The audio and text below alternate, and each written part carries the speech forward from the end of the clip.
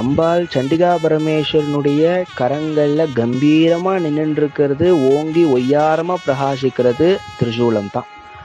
அந்த திரிசூலம் வேற அம்பாள் வேறன்னு இல்லாம அவளுக்கே சூலினி துர்கான்னு ஒரு நாமாவளி இருக்கு. இந்த திரிசூலம் என்ன பண்றதா அப்படின்னா, தன் பக்தனை யாரெல்லாம் வஞ்சனை கொள்றாளோ, தன் பக்தனை யாரெல்லாம் தேவையில்லாத வார்த்தையால அவன் மனசை புண்படுத்துறாளோ, தன் பக்தனுக்கு யாரெல்லாம் ஏவல் பில்லி போன்ற மாந்திரீகைகளை செய்யறாளோ அவ எல்லாருக்குமே அந்த திரிசூலம் கட்டாயம் பதில் சொல்லுமா. அதனால அம்பாள் ஒசத்தி புடிச்சுட்டு இருக்கான அந்த திரிசூலத்தை. இது பதில் சொல்லியிருக்குன்றதுக்கு தான் சும்பனை வதம் பண்ணது இந்த திரிசூலம், மகிஷாசுரனை கூறு போட்டது இந்த திரிசூலம், தூம்ரலோக்ஷனை நிகிரகம் பண்ணது இந்த திரிசூலம், ரத்த பீஜனை அழிச்சது இந்த திரிசூலம். தேவர்கள் எல்லாம் அம்பாளை நினைச்சு துதிக்கிறச்ச அம்பாள் தோன்றுறா.